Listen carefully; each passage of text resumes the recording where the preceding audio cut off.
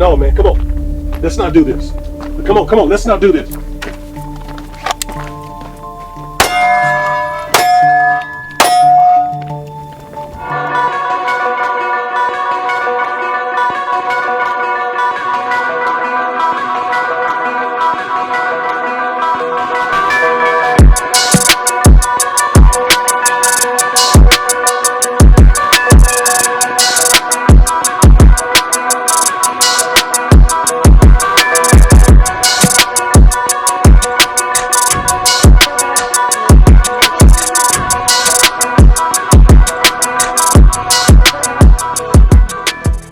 What up, everybody?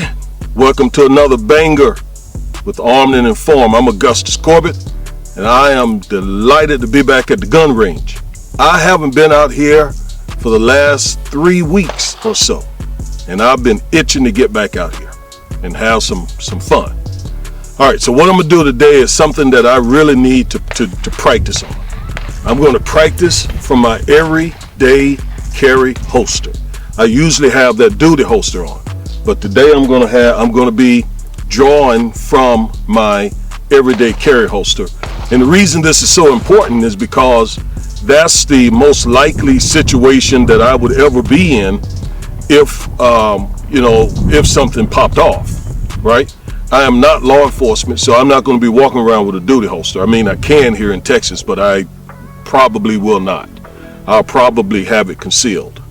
And again, if something pops off, having to come out of my shirt or pulling the shirt up and drawing is something that I need to practice. It's kind of clumsy when you're having to lift up your shirt with that duty holster. I'm just coming straight out the holster and presenting the firearm.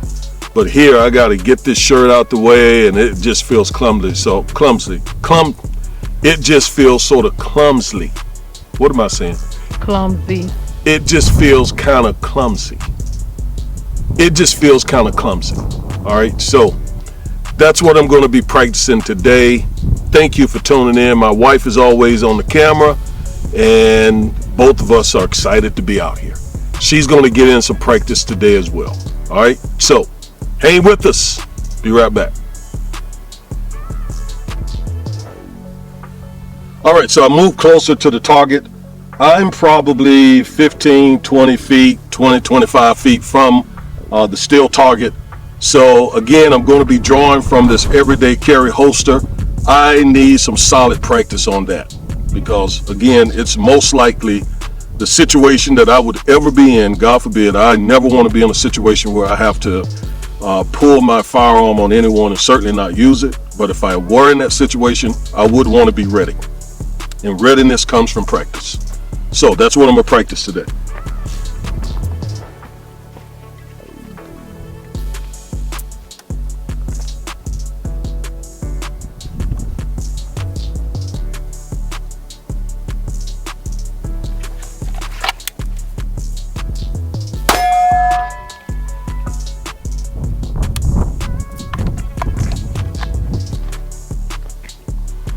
Yeah, I forgot to warn you. You are going to see a lot of my belly. All right, there's no way around that. My wife is over there shaking her head like, don't nobody want to see that but her. And she doesn't even want to see it. So I know you all don't want to see it, but there's nothing I can do about it because I got to pull my shirt up.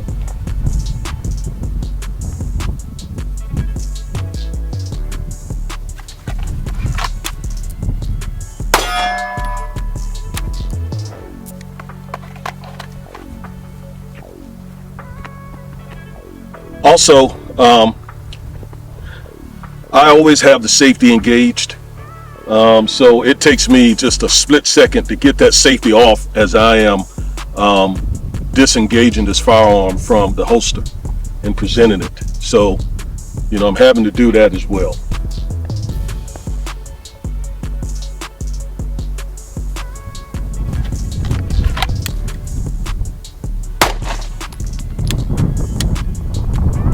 All right, I got a jam.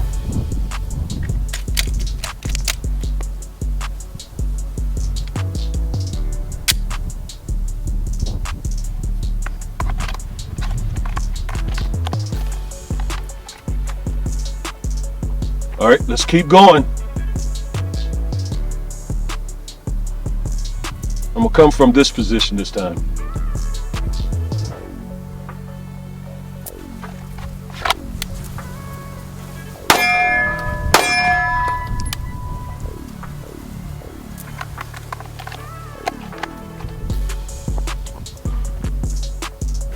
Now, let me also say, some guys are, their everyday carry holster is appendix. So it's right here. And I probably would be appendix as well, have an appendix style holster if it wasn't for my belly. Most of those guys are skinny and they're, there's nothing there. But with mine, it kind of just feels like, it seems to me like it would push the holster in the gun into my body. And there's a lot of preciousness right up in this area that obviously I don't ever want to injure. So I feel safer over here. Although the experts say the appendix carry holster is safer, maybe so, just psychologically I prefer to have it over here away from my package, so to speak. All right.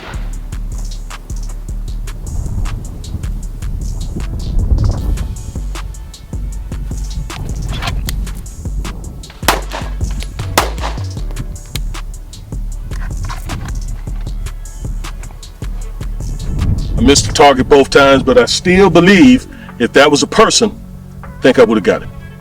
All right, so let's keep going.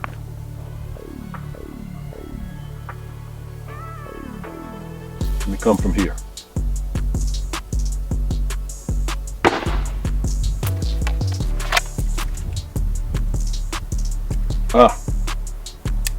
Oh, I didn't get the safety down. Let me do it again.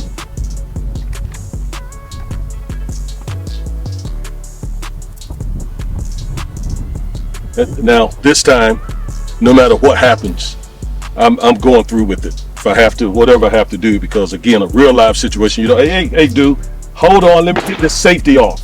You don't get a chance to do that. So I'm going to go through with whatever happens. Yo, you got me, man. You got me. Just please, let's just walk away from this. Come on, dude.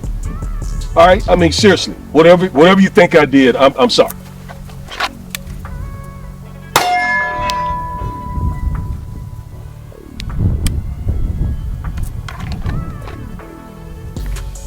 Sort of situation like that. So let's do it again. Come on, man. Let's just talk this out. All right. Let's just talk it out. Come on. Don't do that, man. Come on, please. Don't do that.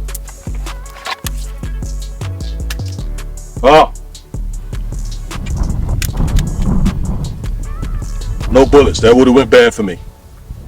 All right, so let me reload. Real life situations. Okay, I think a couple bullets dropped out here just a moment ago. So let me get them.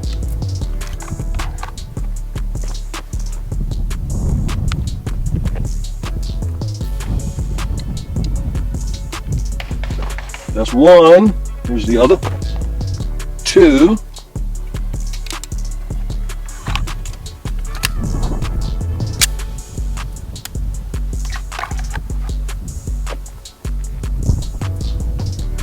Dude, come on, man. We don't have to do this, man. It doesn't, come on, let's talk this out. Come on, don't do that. Don't put your.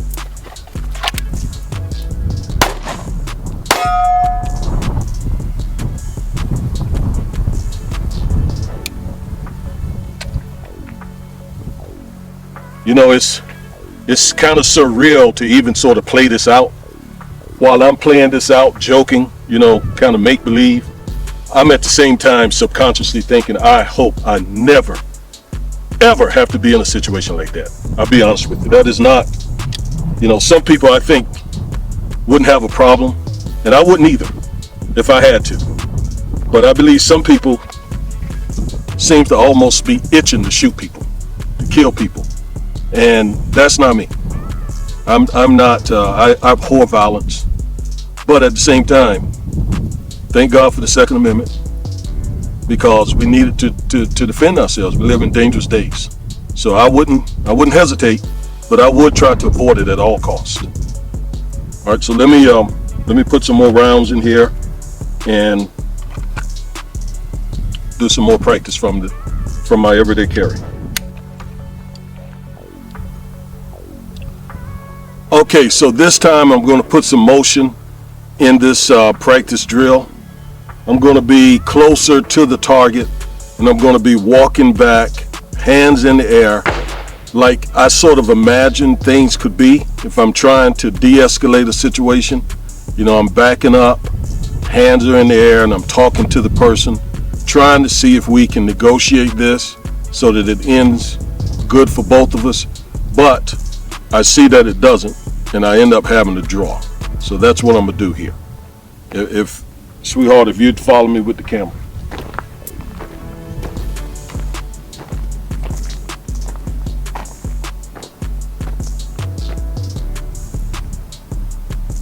Hey man, look, let's just talk this out, man. Look, I'm seriously not wanting to have any kind of confrontation with you. Let's just talk. I mean, whatever you say I did, I apologize. All right, really, I apologize. No, don't do that, man. Seriously, don't.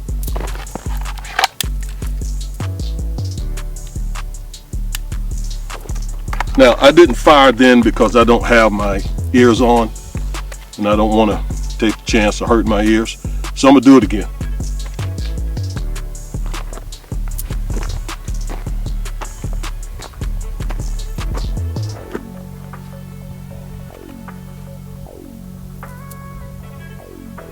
Hey man, come on man. Let's talk this out, man. No, seriously, I didn't mean any harm. You don't mean any harm. Just, you know, let's just talk it out. All right? We don't have to do this. Really. I have a family, you got a family. Come on, don't do that.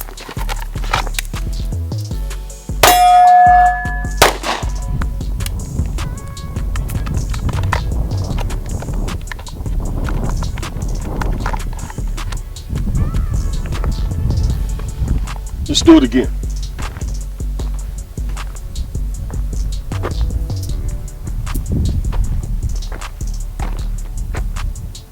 No, man. No, not at all. No, we don't have to. No, I didn't mean that. No, I took no offense to that. Can we just talk this out? Let's just talk this out. I really don't want any trouble. Okay? Please, let's just talk it out. No, don't do that.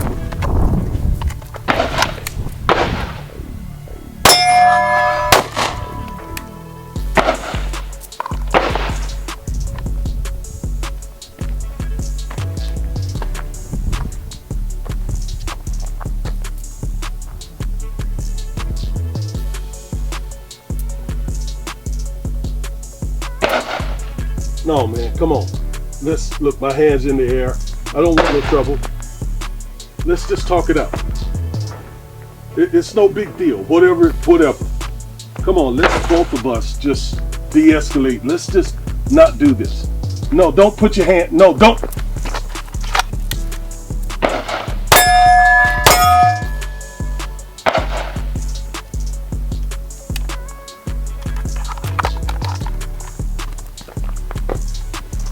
That's sort of the way, you know, I can kind of envision this happening. I don't know. Hopefully it would never happen, but if it did, that's kind of what maybe would happen. So, all right, this time I'm just gonna straight draw, no motion. Let me back up a little bit. And by the way, I'm not an expert, and some of you experts out there may say to me, and if so, put it in the comment. Put it in the comments. You may say, well, Mr. Corbett, you would never back up like that. You would never, you know, talk like that. You would never, whatever. I don't know. You know, I'm just saying how I would envision doing it. But I would be interested in hearing your, especially you experts, your comments on this. And everybody can comment, but let me know what you think. This is what I just imagine myself doing, trying to de-escalate the situation.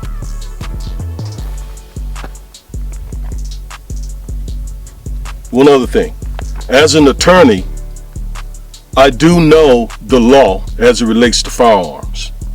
And while I don't want to shoot anybody, nor do I want to be charged with aggravated assault with a deadly weapon, okay? Because, I was trigger happy, displayed my firearm when I shouldn't have, in a threatening manner or what have you. I don't want that trouble either. So I would do everything I could to really try to de-escalate the situation.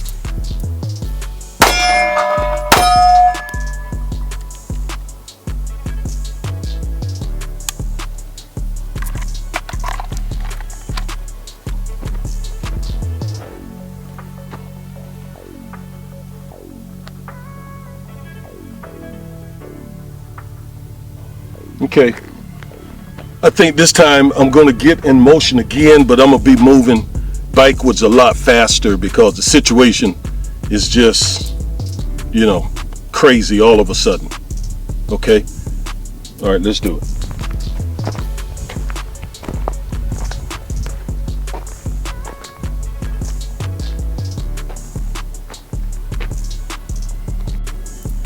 No, man, come on. Let's not do this. Come on, let's not do this.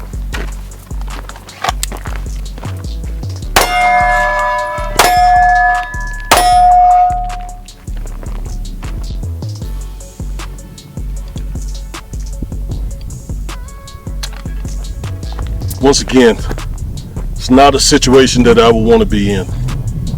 But I know practicing this is the way that if I'm ever in this situation, to be best prepared is from practice.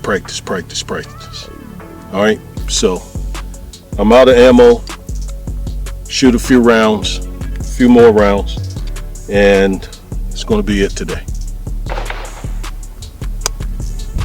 All right, so I'm going to do the same practice drill, everyday carry draw, but this time I'm going to shoot several rapid rounds, okay, instead of boom, boom.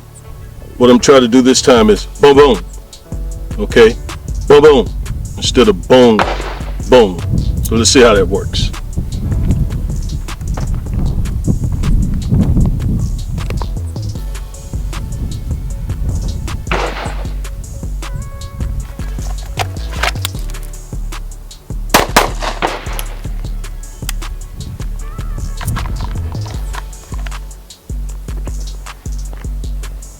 It's a lot different.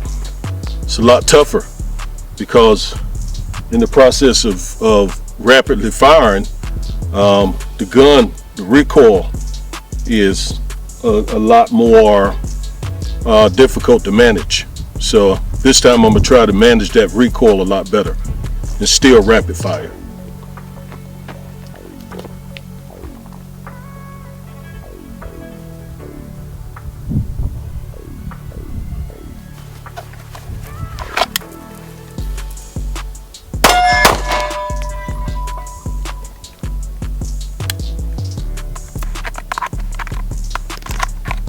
Got the first shot. First shot was accurate, but the second one was not because of that same issue. So let's just keep doing it.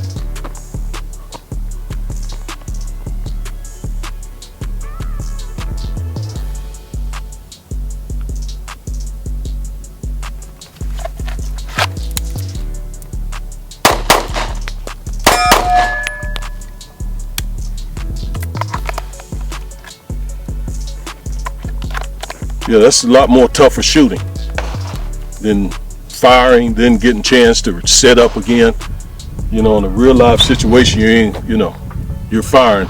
Although it is necessary to try to slow things up so that those shots are effective. You know, but sometimes circumstances are just out of your control. All right, so this rapid fire really is good practice.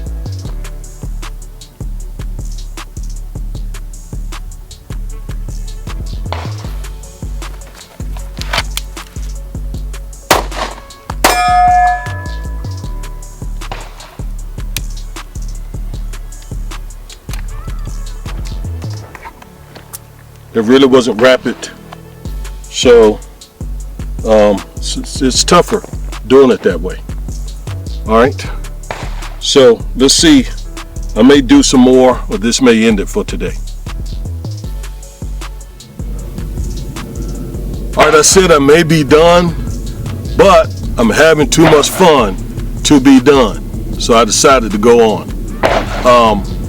But I just keep, want to keep stressing how uncomfortable and awkward it is to pull, to draw with this shirt on like this instead of the duty holster. I mean, it is really awkward. And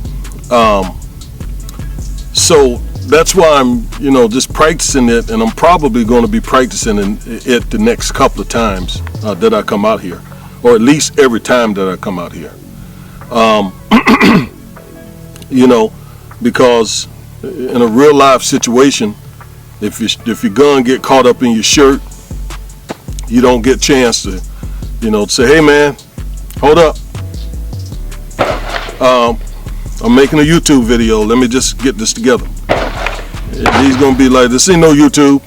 I'm trying to take you out of here. So it's best to try to work out these kinks out here and not in a real life situation. Although I never want a real life situation. I keep saying that too. All right, let's do it.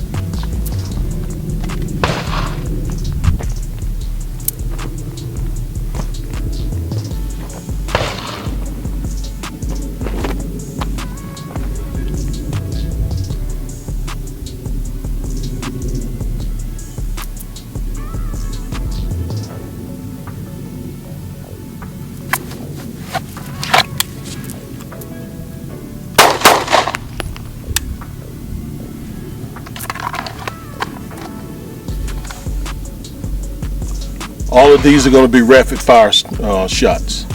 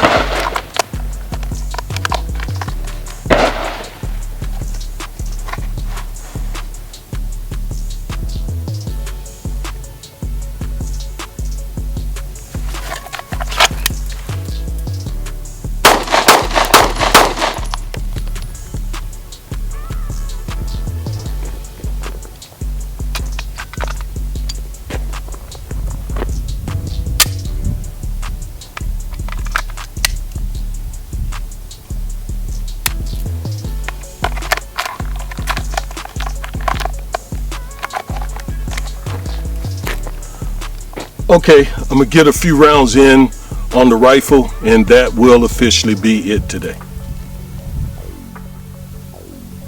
All right, so I'm gonna finish the day out with some target practice with the AR-15. All right, so I'm gonna do some rapid fire, and I'm quite a ways from the target, probably 65 yards or so. So I don't know how many times I'll hit that target from here, but the practice is what's necessary.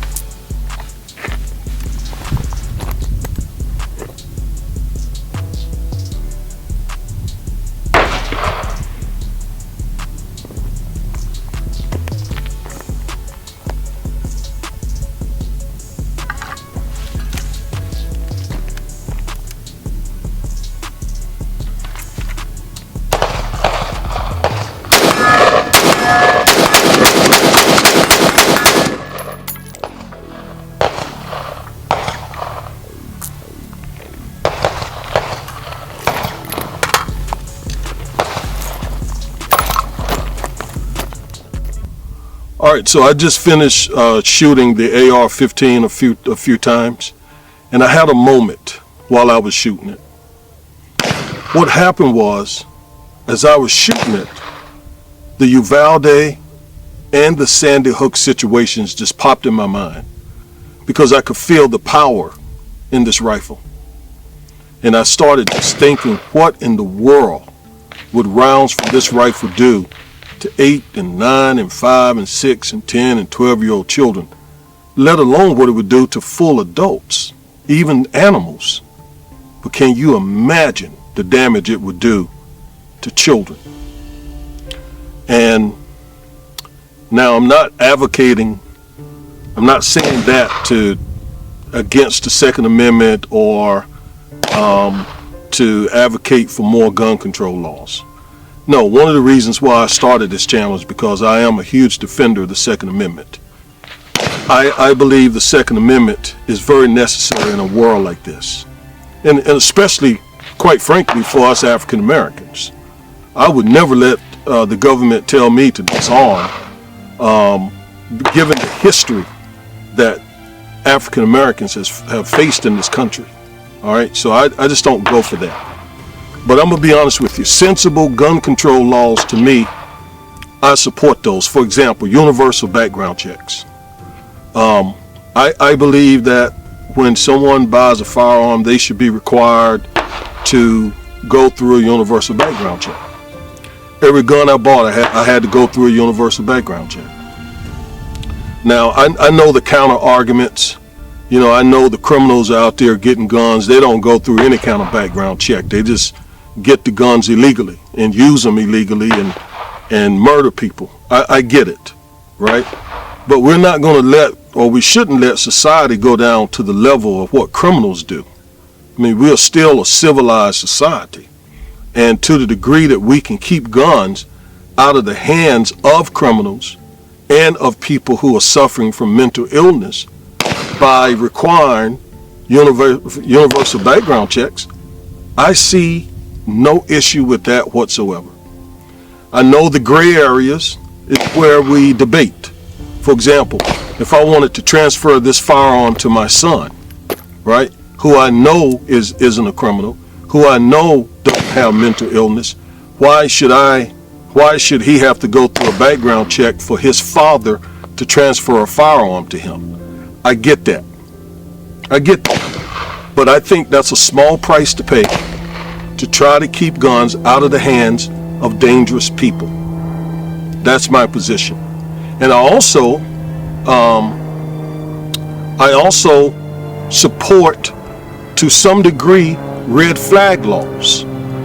The red flag laws would allow family members or law enforcement to petition a court, file a motion with the judge and say this person is having some mental health issues. This person is doing this or that, which would indicate to us that he doesn't need a gun. And here's why, before some of you start trolling me, here's why I say that. I'm a licensed attorney. I've represented people. I remember one case in particular. This man had some some actual brain damage. I don't want to give too much information, but he had some brain damage. And that caused him to start suffering from mental illness. And he started hearing voices. He started thinking people were at him. And this man was a law-abiding citizen, had never been in trouble in all his life. But because he suffered some brain damage, which resulted in mental illness, he started hearing voices. He started thinking that people were, he became paranoid. And his family went to the local authorities, went to the local mental health place and said, we're concerned. We're concerned with him having guns around us and for other people. Please do something. And the judge said basically, he's not at the level that I can do anything. Basically, he has to hurt somebody first, and then I can do something. And that's exactly what he did. He hurt someone, almost killed him. I represented that person, okay? And one of the conditions of me representing him, I told his family, I will not represent him until and unless you take every firearm out of the house. I don't want him having access to any firearm while I'm representing him. And I meant that, okay? I didn't feel good arguing to the court to let him out on bond, because I knew until his mental illness was dealt with, he was going to be a danger to his family and to other people. So I didn't want to stand in front of the judge and argue, Judge, he should be let out, and then the judge lets him out without knowing he has a gun at the house, and he gets it and kills a family member or somebody else. So this is real for me. I'm not just talking. This is my life. This is what I do. Okay, I represent these people, and there is nothing wrong. The system needs to be improved. There is nothing wrong with family members who love this person, or even law enforcement in some cases, to say that this person has some issues that should disqualify him from owning a firearm. Now, again, I know the counter arguments. You know, you could have law enforcement, you could have, say, a divorce proceeding. I do divorces. Our firm does divorces. So I understand how nasty divorces and custody and child support and all those issues can be. And I know that parents and spouses will use something like a red flag law to get an advantage over the other person or retaliate against the other spouse. I get that. And then here that person is losing his firearm because of lies the spouse is telling pursuant to red flag laws. I get all of that. But that still, in my mind, does not mean we should not have red flag laws that will go in front of a neutral judge who has really no dog in the fight, other than he or she is an elected official. But other than that, he's not on the side of the father, not on the side of the mother or the husband or the wife. So he's neutral, or she's neutral, and is hearing the facts from the family, from whomever, and that judge will make the decision as to whether or not this person should temporarily give up their firearms until they address their mental illness. Again, I think that's a small price to pay to do everything we can to prevent another Uvalde. That guy had all kinds of mental illness, okay? And it's not lost on me neither that he got his firearms legally. So the laws and I could go into why that happened, all right? There are gaps, especially where mental illness is concerned. There are gaps in the system. And as a result, people who have, especially undiagnosed mental illness, oftentimes that information doesn't get to the FBI. Right? So the FBI doesn't know when they do the background check, there's no indication that there's mental illness there because it's undiagnosed. Or even if it's diagnosed, sometimes the court systems are not even required to report it to the FBI. I understand these issues. But to prevent a Uvalde, a Sandy Hook, a Columbine, a Buffalo, New York, a El Paso, all these hundreds of mass shootings done by criminals and people with mental illness, I think red flag laws, universal background checks, that's a small price to pay. That's my opinion. All right? So, anyway, I enjoyed being on the gun range today. I hope you had some fun watching me. I hope you don't,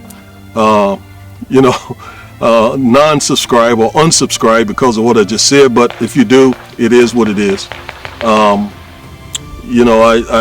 love the Second Amendment. I love my firearms. I love being out here.